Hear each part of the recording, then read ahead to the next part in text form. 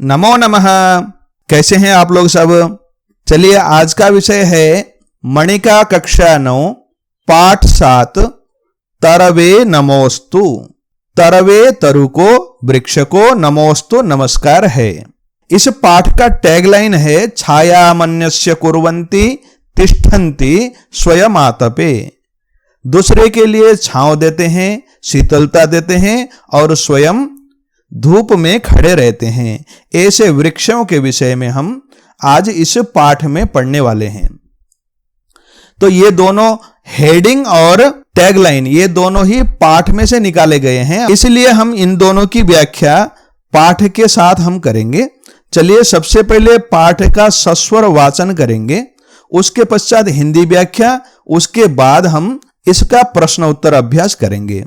तो चलिए पाठ को शुरू करते हैं। विद्यालये वृक्षारोपण उत्सव। विद्यालय में वृक्षारोपण का उत्सव है, वृक्षारोपण का आयोजन है। प्रत्यूष, प्रत्यूष नाम का एक छात्र है, वो बोलता है अर्णव त्वम अद्य कम वृक्षम आरोपयितुम आनीतवान। अरे अर्णव, तुम अद्य आज कम किस वृक्षम पेड़ को आरोपयितुम रोपने के लिए आनीतवान लाए हो। जब प्रत्यूष ने पूछा तो अर्णव कहता है मया तो आम्र वृक्षस्य पादपः आनीतः। मया मेरे द्वारा, तू तो आम्र वृक्षस्य आम के पेड़ का पादपः पौधा आनीतः लाया गया है, यानी मैं एक आम का पौधा लेकर आया हूं, ऐसा कहता है। सौरभ, अब तीसरा छात्र है सौरभ, वो कहता है मया तो हरिश्रृंगारः आनीतः।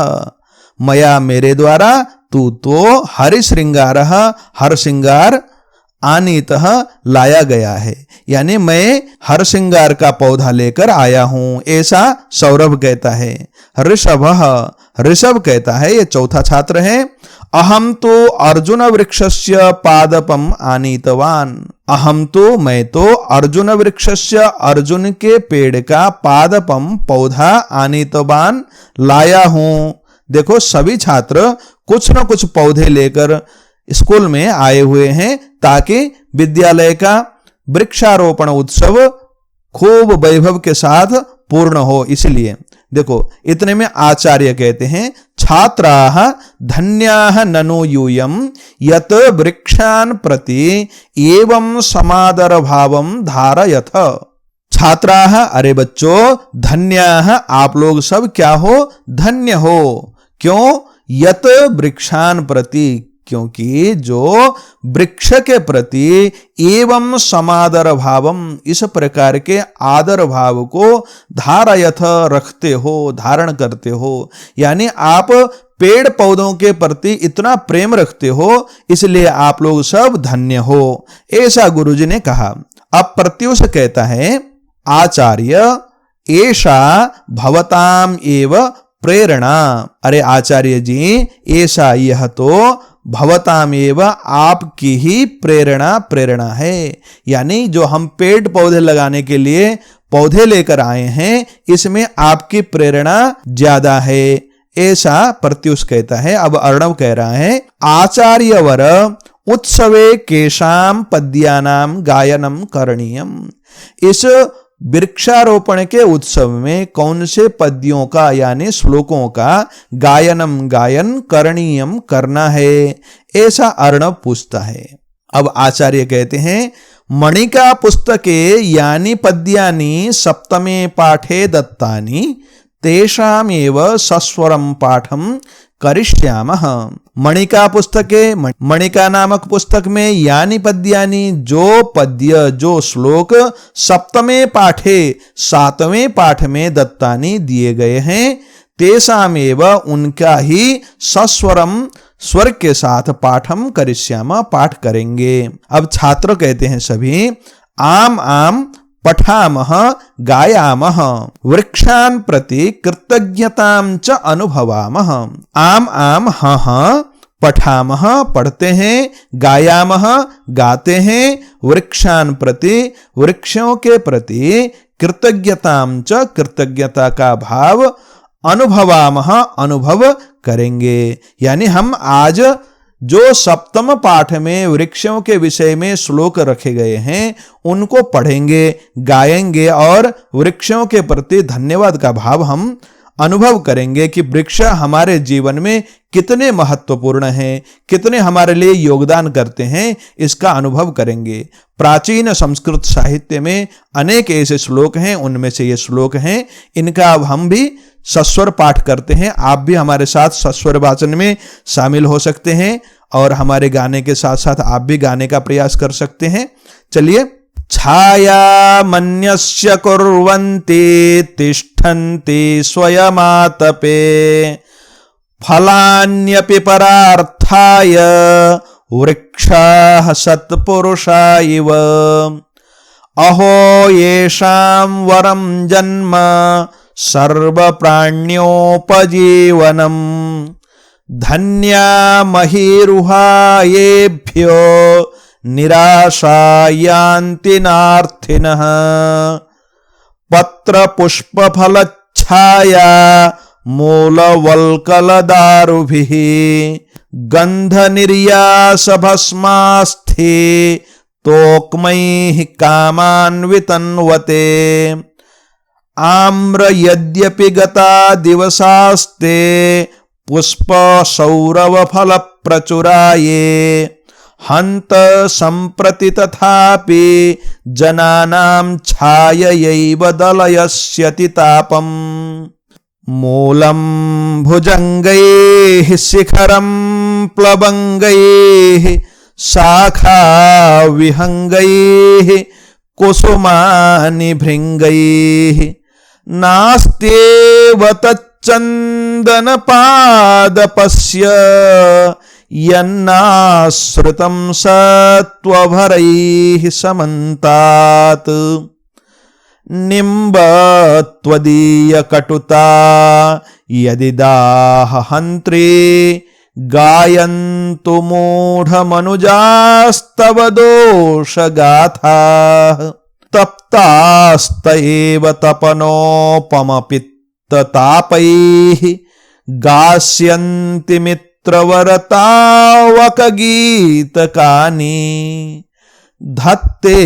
भरं कुसुमपत्रफलावलीनां घर्मव्यथां वहति शीतभवामृजं च यः सर्वमर्पयति चान्यसुखस्य हेतोः तस्मै वदान्यगुरवे तरवे नमोस्तु।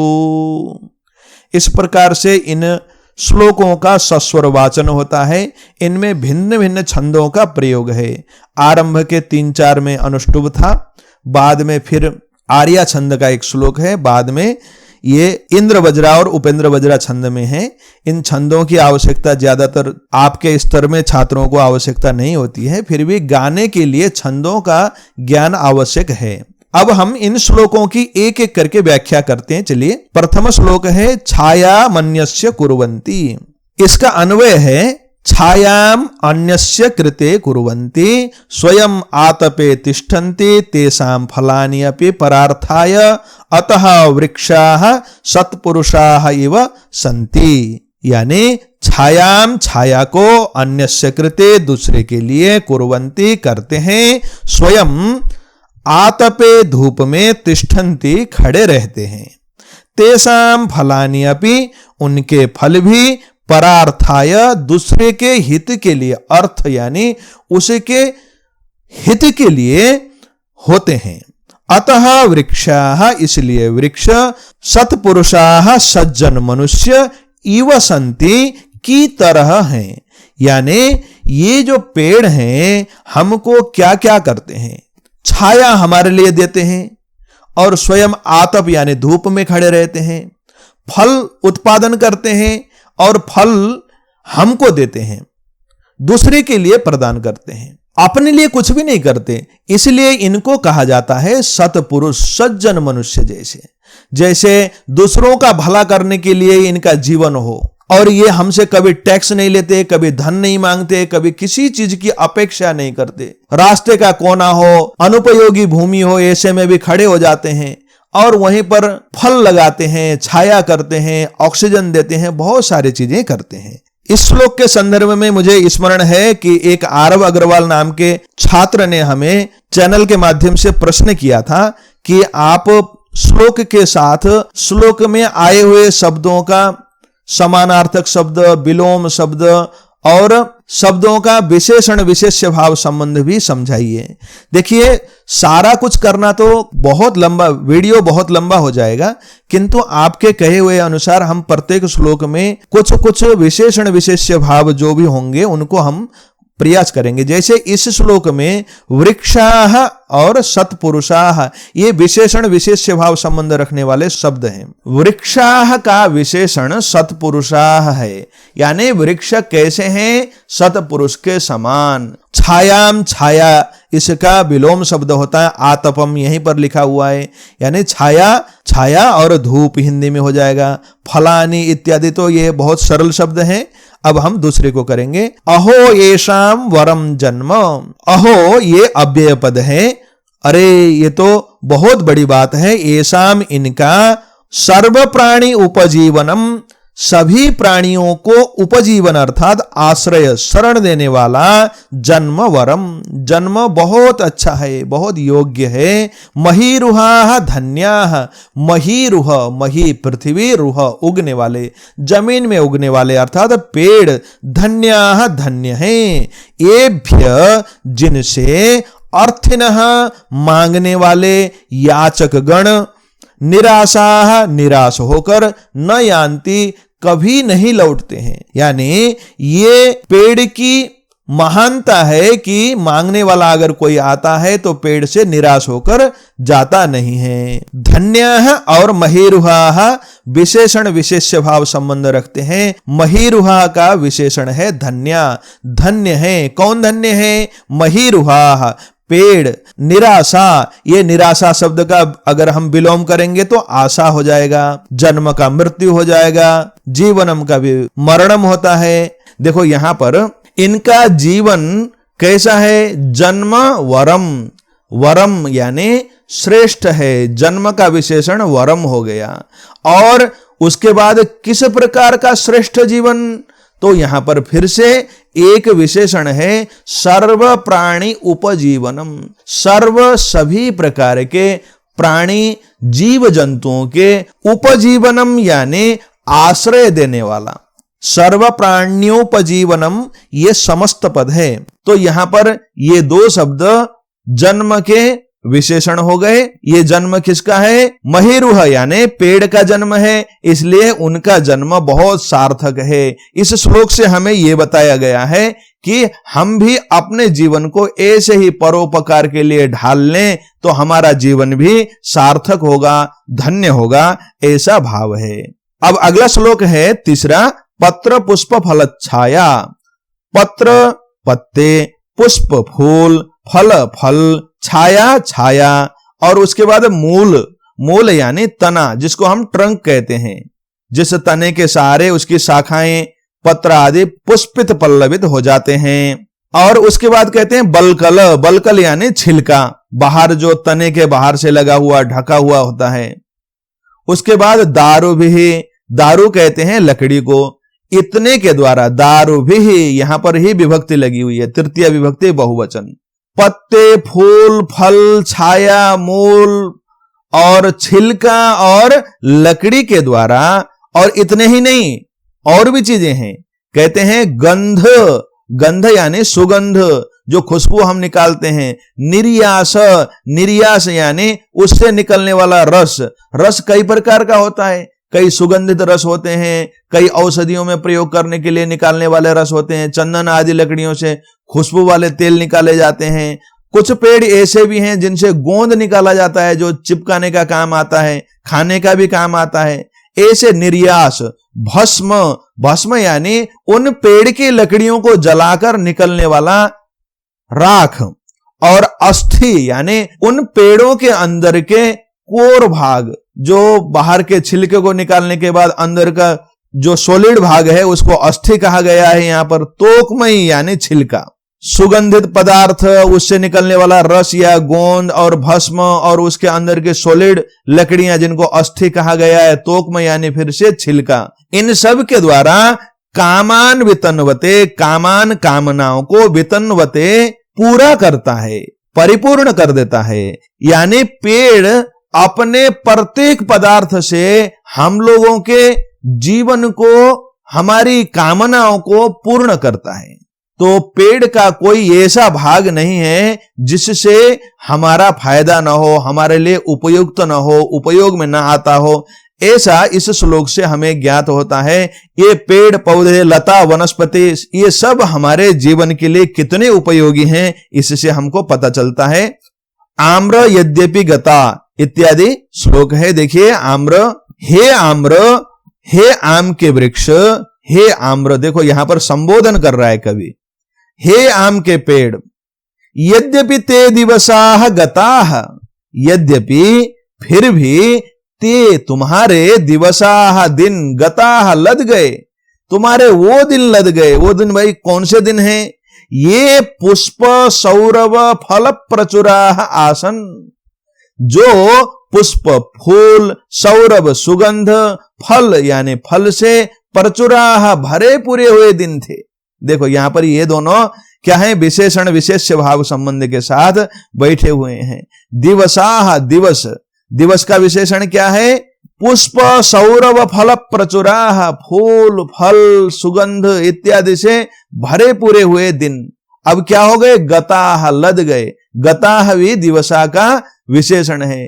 कैसे दिन? लदे हुए दिन, गए जो दिन, इसलिए यहां पर दो शब्द दिवस के विशेषण हो गए। अब वो दिन तो लद गए, फिर भी आगे क्या हो रहा है? कहता है हंत, फिर भी बड़े खेद की बात है। ये हंत शब्द ये विस्मय बोधक अव्यय पद है।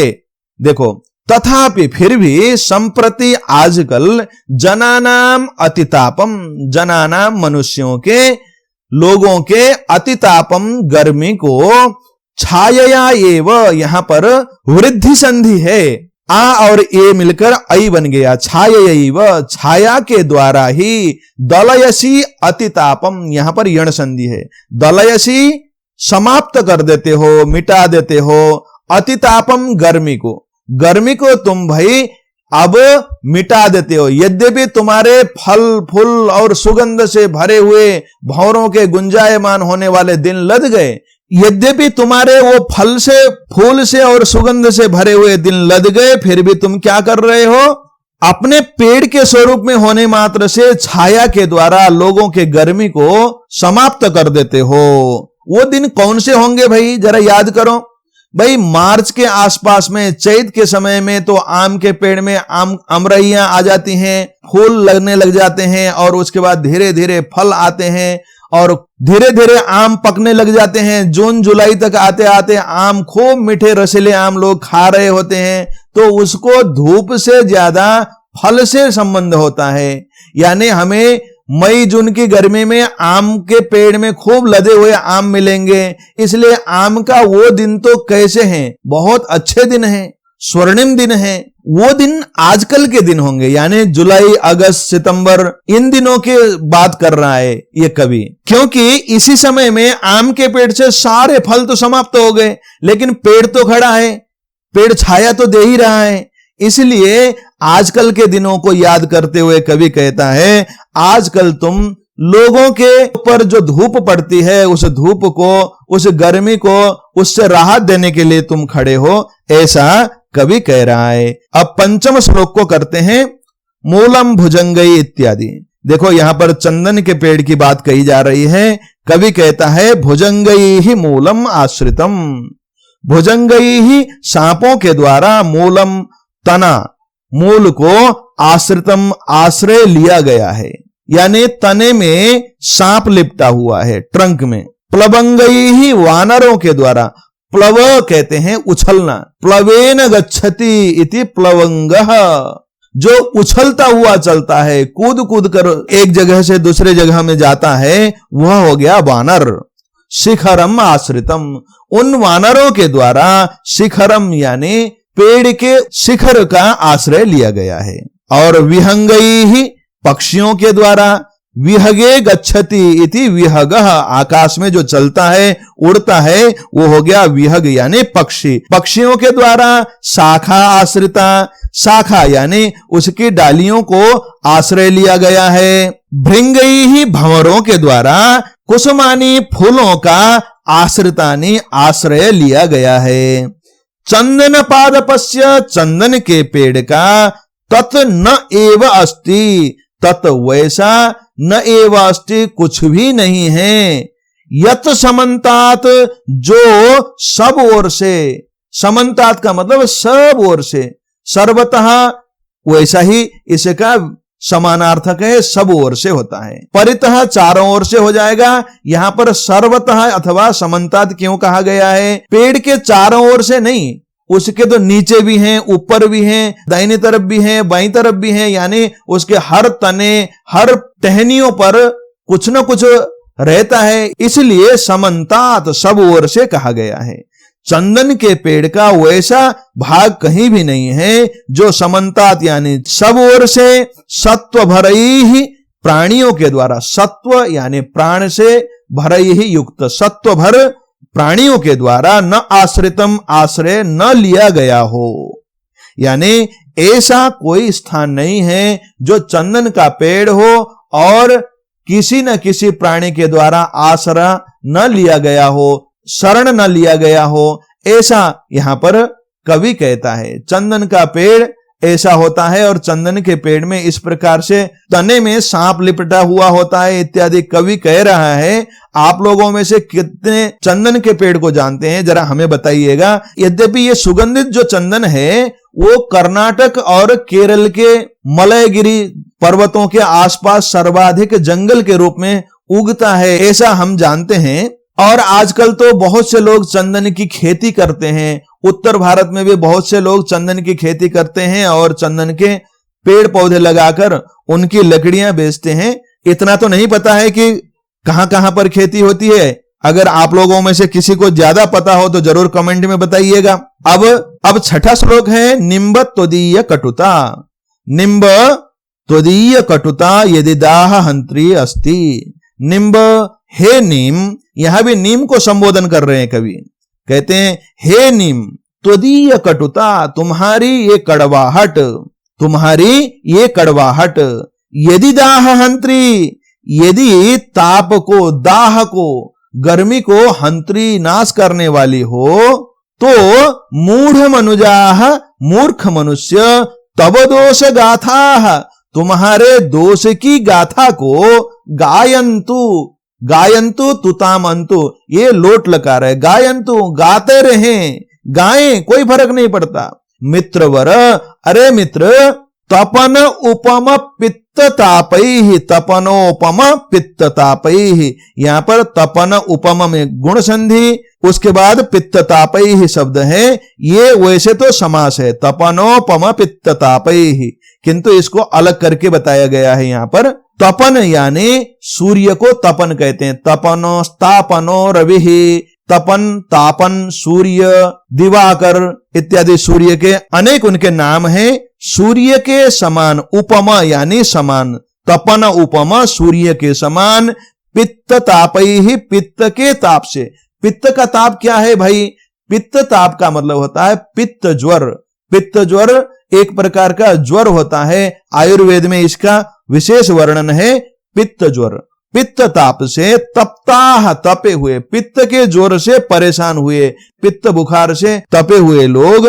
ते एव, त एव लिखा हुआ है, तप्तास्त एव, यहां पर ते एव में पररूप संधि हुई थी इसलिए त एव हुआ था। ते एव, वे ही लोग, तावक गीतकानी, तावक तुमसे संबंधित, तव, तव का मतलब तुम्हारे, और तावक तुमसे संबंधित। गीतकानी, गीत, गीतें बहुवचन में है, गीतकम, गीत के, गीतकानी, बहुत से गीतें, गास्यंती, गाएंगे, तुम्हारे गीत गाएंगे।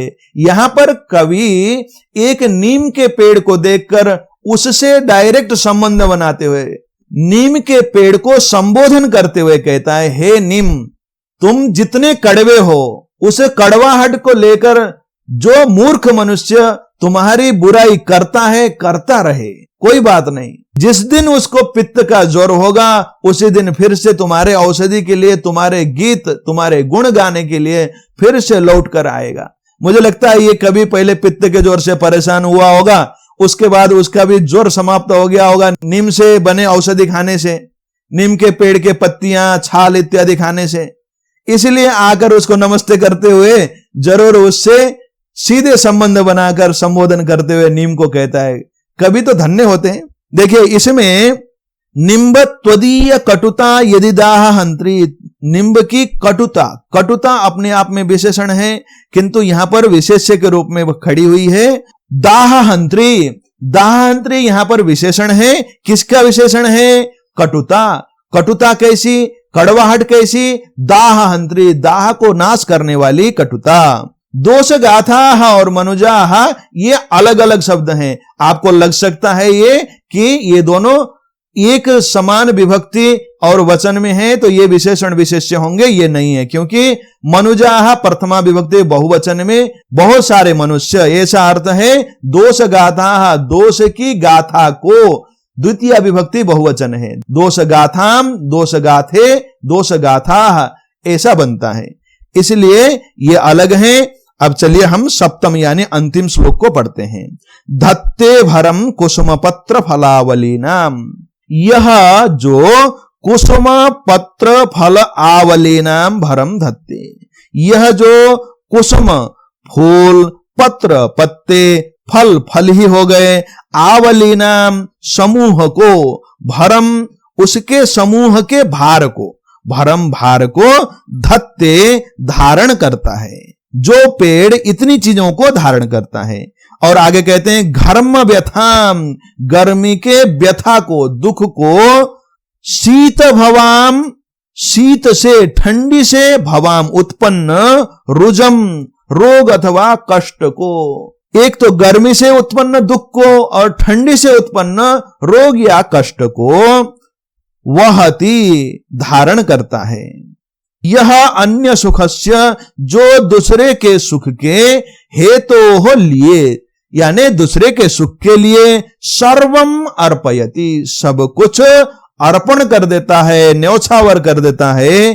तस्मै उस वदान्य गुरवे, वदान्य दानियों में गुरवे सर्वश्रेष्ठ, गुरु का मतलब श्रेष्ठ भी होता है।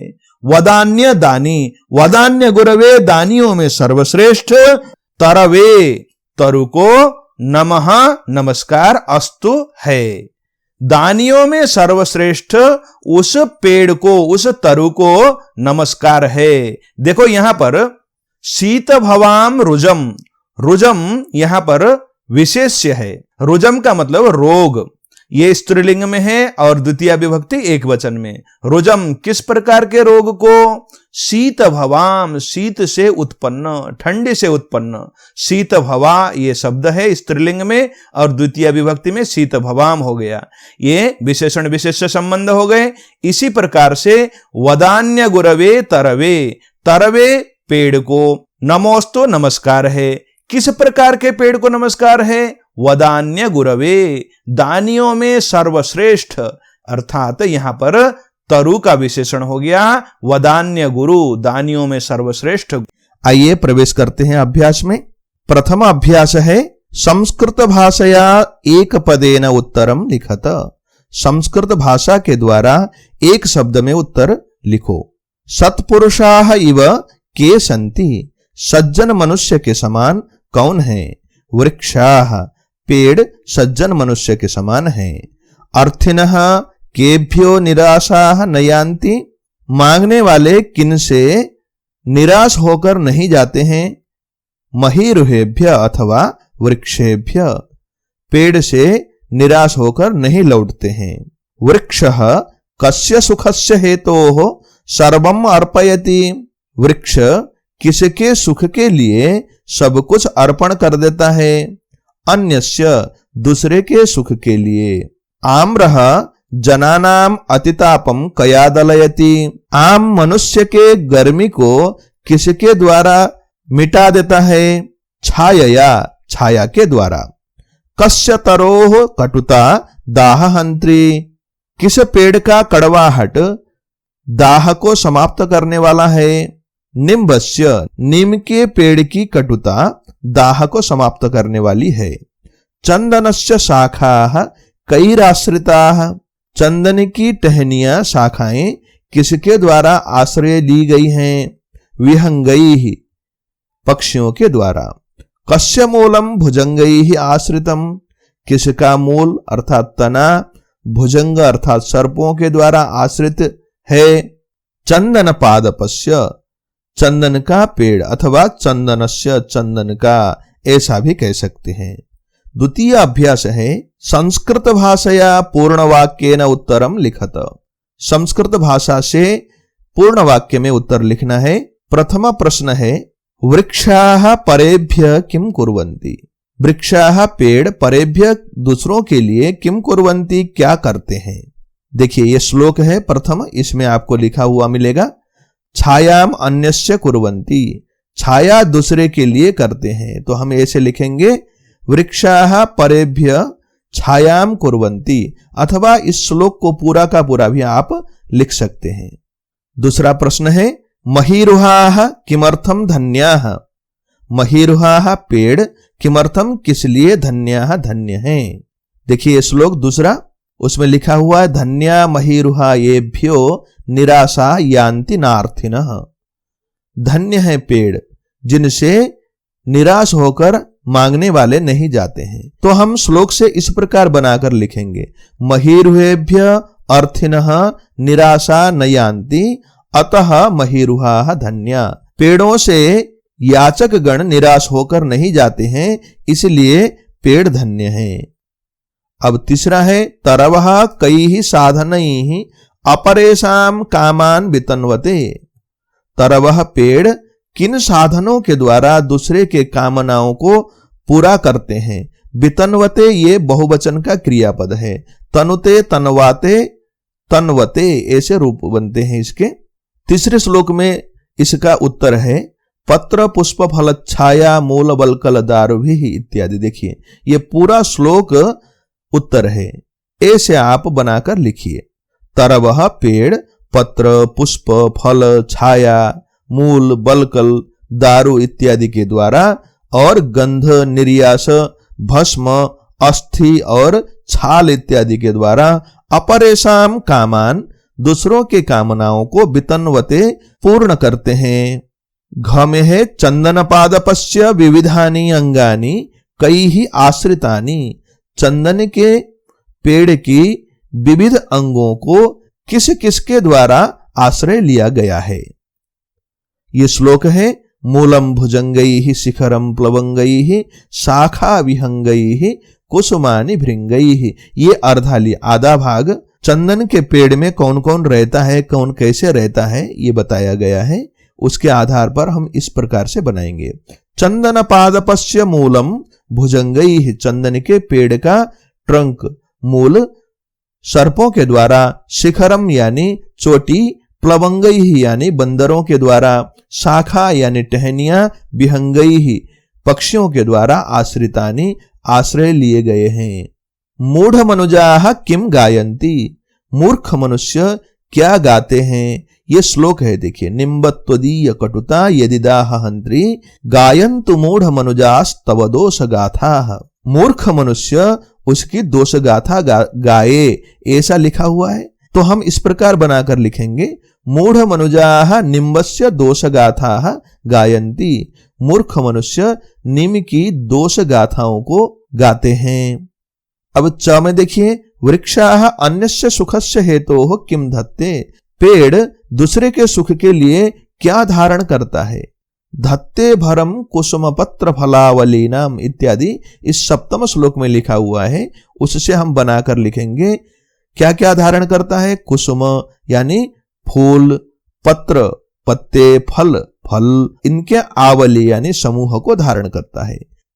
अब तृतीय अभ्यास है अधोलिखित वाक्येषु स्थूलाक्षर पदानि आधारीकृत्य प्रश्न निर्माणम कुरुत।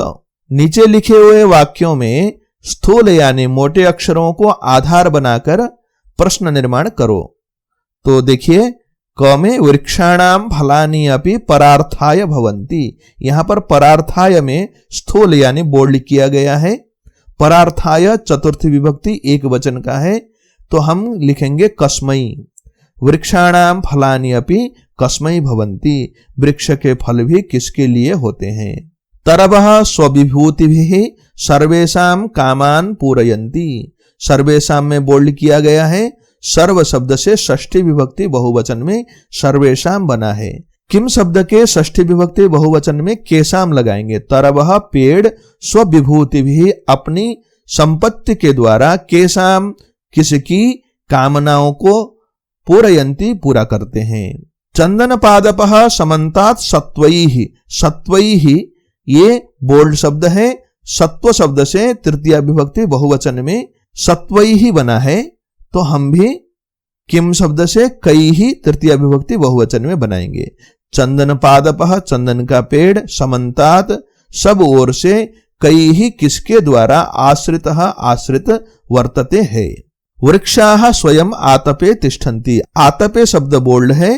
आतपे सप्तमी विभक्ति एक वचन का शब्द है। कुत्र कहां पर ऐसा अर्थ देने वाले अव्यय को प्रयोग करेंगे। वृक्षाः पेड़, स्वयं कुत्र तिष्ठन्ति कहां रहते हैं। चंदनस्य मूलम चंदन का मूल, भुजंगैः आश्रितम। भुजंग शब्द में बोल्ड किया गया है। भुजंग शब्द पुंलिंग तृतीय विभक्ति बहुवचन का है, तो हम किम शब्द का पुंलिंग तृतीय विभक्ति बहुवचन में कई ही बनाएंगे। चंदनस्य मूलम कई ही आश्रितम। चंदन का तना किसके द्वारा आश्रित है। तरवे नमः अस्तु।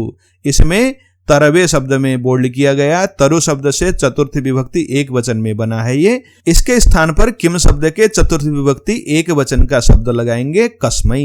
कस्मै नमः अस्तु, ऐसा हो जाएगा। महीरुहेभ्यः अर्थिन। यहाँ पर अर्थिन में बोल्ड किया गया है। अर्थी शब्द से प्रथमा विभक्ति बहुवचन में अर्थिन बनता है। पेड़ से कौन निराशाः न यान्ति। निराश होकर नहीं जाते हैं, ऐसा प्रश्न बनेगा। अगर आपको यह अभ्यास अच्छा लगा होगा तो जरूर लाइक कीजिएगा। कुछ भी कहना हो तो नीचे कमेंट कीजिएगा। चतुर्थ अभ्यास है अधोलिखित प्रश्नान यथा निर्देशम उत्तरत। नीचे लिखे हुए प्रश्नों को यथा निर्देश यानी जैसा निर्देश किया गया है वैसा उत्तरत उत्तर लिखिए। क में लिखा हुआ है धन्या महीरुहाः एभ्य निराशाः यान्ति नार्थिनः। धन्य है पेड़ जिनसे कोई भी याचक गण निराश होकर नहीं लौटते हैं। तो अस्मिन् वाक्ये कर्तृपदम किम। तो इस वाक्य में कर्तृपद क्या है। देखिए यहां पर दो कर्तृपद हैं। एक तो धन्या महीरुहा, ये अपने आप में एक वाक्य है। महीरुहा धन्याः, पेड़ धन्य है। महीरुहा भी यहां पर कर्तृपद हो सकता था, किंतु यान्ति क्रियापद के साथ अर्थिनः का सीधा संबंध है। कौन नहीं जाते हैं, अर्थिनः यानी याचक गण, न यान्ति नहीं जाते हैं, ऐसा यहां पर अन्वय बनेगा। तो इसलिए अर्थिनः भी यहां पर कर्तृपद है और महीरुहा भी यहां पर कर्तृपद है। दोनों को भी लिख सकते हैं, नहीं तो सीधे क्रियापद के साथ जिसका संबंध है वह है अर्थिनः, इसको भी लिख सकते हैं। ख में है गायन्तु मूढ़ मनुजास् तव दोष गाथाः। गायन्तु गाएं, मूढ़ मनुजाः मूर्ख मनुष्य, तव दोष गाथाः तुम्हारे दोष की गाथाएं। अस्मिन् वाक्ये इस वाक्य में मूढ़ मनुजाः मूर्ख मनुष्य इति इस कर्तृपदस्य कर्तापद का क्रियापदम किम प्रयुक्तम, क्रियापद क्या रखा गया है।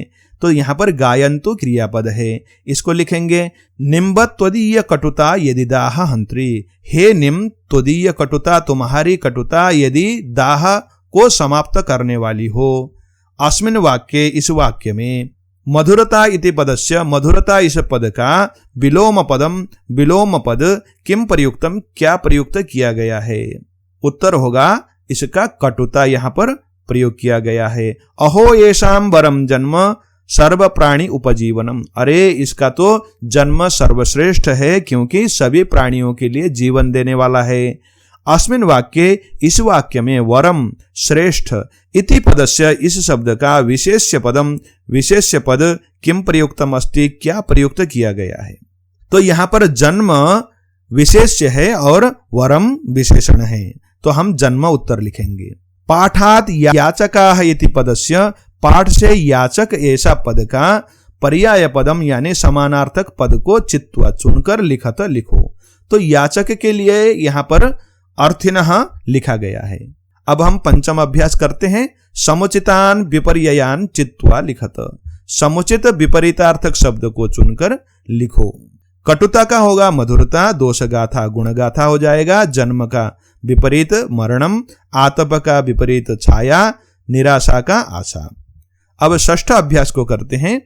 कोष्ठ का शुद्धम अर्थम चित्वा लिखत। ब्रैकेट से शुद्ध अर्थ को चुनकर लिखो। घर्मः धूप, इसका आतप हो जाएगा, समानार्थक शब्द है। दारू भी काष्ठ ही हो जाएगा। यह दारू संस्कृत में लकड़ी को कहते हैं, हिंदी में दारू भिन्न होता है। महीरुहाः पेड़, वृक्षाः पेड़। समन्तात् सब ओर से, सर्वतः इसका समानार्थक। प्लवंगैः वानरैः।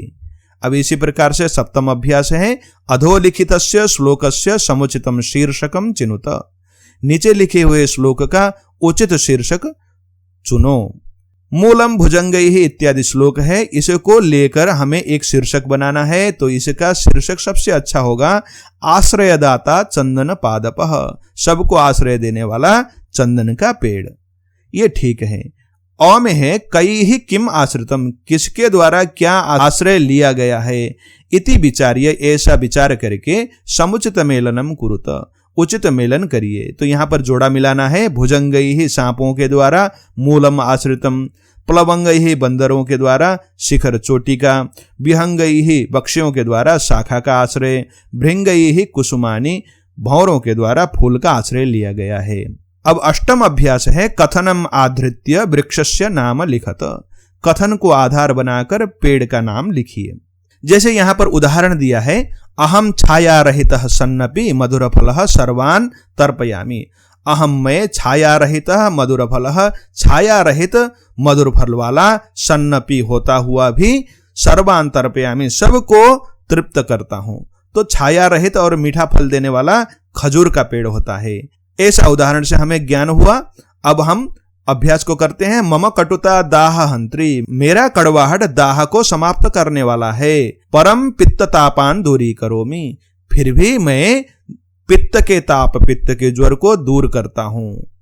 ऐसा किसका गुण है? निम्ब वृक्ष, नीम के पेड़ का है। वसंते प्राप्ते, वसंत ऋतु के आ जाने पर, पुष्प फूल सौरभ सुगंध, फल प्रचुराः, फल से प्रचुर भरे पूरे, में शाखाः सन्ति, मेरी शाखाएं हैं। ये कौन है? आम्रः, ऐसा लिखेंगे। मम मूले भुजंगाः, मेरे मूल में भुजंग यानी सर्प हैं। तथापि परतापम नाशयामि, फिर भी दूसरे के कष्ट को दूर करता हूं, शांति देता हूं। ऐसा कौन है? चंदन वृक्ष। ऐसा हम लिखेंगे। नवम अभ्यास है। अधोलिखितानाम पंक्तिनाम अन्वयम कुरुत। नीचे लिखे हुए पंक्तियों का अन्वय करिए। गायन्तु मूढ़ मनुजास्तव दोष गाथा, इसका अन्वय करना है। मूढ़ मनुजाः, मूर्ख मनुष्य, तव दोष गाथा, तुम्हारे दोष गाथा को गायन्तु गाएं, ऐसा बनेगा। अब ख में देखिए, यह सर्वमर्पयति चान्य सुखस्य हेतोः, यह जो च अन्य सुखस्य हेतोः, दूसरे के सुख के लिए, सर्वम अर्पयति, सब कुछ अर्पण कर देता है, ऐसा अन्वय बनेगा। नास्तेव तच्चंदन पादपस्य, इसका बनेगा चंदन पादपस्य, चंदन के पेड़ का। तत् नास्ति एव, वैसा नहीं है। यत सत्वभरैः, जो प्राणियों के द्वारा, समन्तात चारों ओर से, न आश्रितम, आश्रित नहीं है। इसी नवम अभ्यास के आभाग को देखिए। अधोलिखितस्य अन्वयस्य पूर्तिम उचित अव्यय पदैः कुरुत, नीचे लिखे हुए अन्वय की पूर्ति उचित अव्यय पद से करो, ऐसा आदेश है। देखिए यहां पर खाली स्थान में हमें अव्यय भरना है। जैसे हे आम्र, यद्यपि, यहां पर यद्यपि आएगा। ते दिवसाः गता, फिर भी तुम्हारे दिन लद गए। ये पुष्प सौरभ फल प्रचुराः भवन्ति स्म, जो फूल सुगंध फल आदि से भरे पूरे होते थे। हंत, बड़े खेद की बात है। तथापि, फिर भी, संप्रति जनानाम, आजकल लोगों के, अतितापम, गर्मी को, छाया एव, छाया के द्वारा ही, दलयसी, दूर करते हो, समाप्त कर देते हो। अब ख में देखिए। अस्मिन् अन्वये क्रियापदानि रिक्तानि सन्ति, इस अन्वय में क्रियापद लुप्त हो गए हैं। तानि तत्र लिखत, उनको वहां पर लिखो। देखो यहां पर क्रियापद भरते हुए हम इस प्रकार से लिखेंगे। यह वृक्ष, जो पेड़, कुसुम पत्र फलावली नाम, कुसुम पुष्प पत्र फल आदियों के भरम भार को धत्ते धारण करता है। घर्म व्यथाम शीत भवामृजम च, गर्मी की व्यथा को और ठंडी के कष्ट को वहति धारण करता है। यह अन्य सुखस्य हेतु हो, जो दूसरे के सुख के लिए, च सर्वम अर्पयति, जो सब कुछ अर्पण कर देता है। तस्मै वदान्य गुरवे, उस दानियों में सर्वश्रेष्ठ तरवे तरु को नमः अस्तु नमस्कार है। अगर आपको यह अभ्यास अच्छा लगा होगा तो जरूर लाइक कीजिएगा। कुछ भी कहना हो तो नीचे कमेंट कीजिएगा। आप नीचे कमेंट करेंगे तो हमें ज्ञात होगा कि आप क्या चाहते हैं और कैसा चाहते हैं, उसी अनुसार हम भी बदलने का प्रयास करेंगे। इस प्रकार से यहाँ पर अभ्यास पूर्ण हो जाता है। अब हम अष्टम अभ्यास के साथ पुनः मिलेंगे। तब तक के लिए पढ़ते रहें, आगे बढ़ते रहें। नमो नमः, पुनर्मिलामः, धन्यवादः।